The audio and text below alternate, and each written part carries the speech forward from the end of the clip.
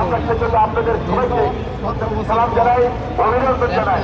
আমার ছাত্র ভাই যুবক ভাই তরুণ, বিশেষ করে সজলদের যারা রয়েছে, এর পাশাপাশি আমাদের নেতৃবৃন্দ ভালো রয়েছে, সমবেলা রাজনৈতিক দলের নেতৃবৃন্দ রয়েছে, আমাদের এখানে আইন শৃঙ্খলা রক্ষাকারী বাহিনীর অনেক চার্জ আছে, অনেক নেতৃবৃন্দ রয়েছে।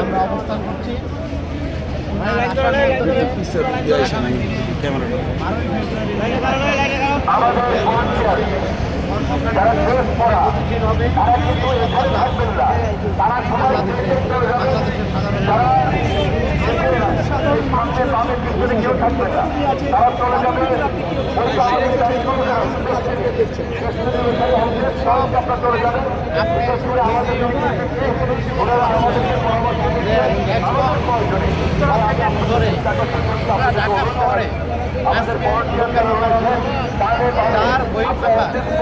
আমাদের আগমনকে স্বাগত জানাই। আমাদের আজকে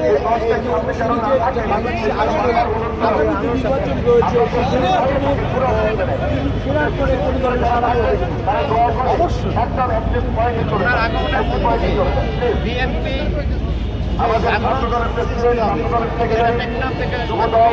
রূপসা থেকে প্রতিটা অঞ্চলে আপনার এই আজকের এই আগমনের বার্তা মধ্য দিয়ে বিএনপি আগামী দিনে ক্ষমতায় আসবে ইনশাআল্লাহ। এখানে আমরা দেখতে পাচ্ছি কিছুদিন আগে মাত্র 1-2 বছর আগে যে গাজীপুর সিটি কর্পোরেশন যে নির্বাচন হয়েছিল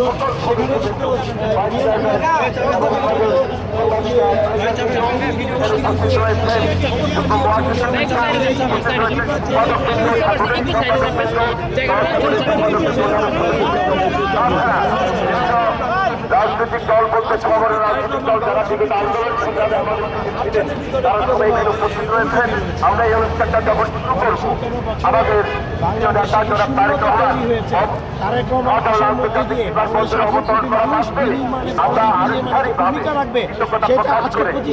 প্রমাণ করেছে মানুষের উপস্থিতিতে এবং আমি বিশ্বাস করি বারবার বলে যে বাংলাদেশ সিঙ্গাপুর মালয়েশিয়া না, বাংলাদেশ আত্মনির্ভরশীল একটা দেশ।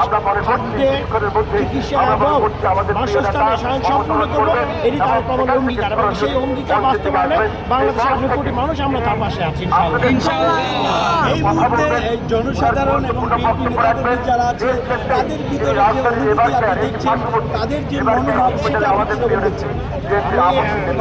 গতকালকে বলেছি ঈদের যে আনন্দ, চাঁদ রাত্রির যে আনন্দ, ঈদের যে আনন্দ, বাংলাদেশের দুটো আনন্দ তৈরি হয়, সেই আনন্দ কিন্তু আছে বাংলাদেশের মানুষের মধ্যে। প্রত্যেকটা মানুষের চোখের মধ্যে দেখতে পাবেন, আমাদের মধ্যে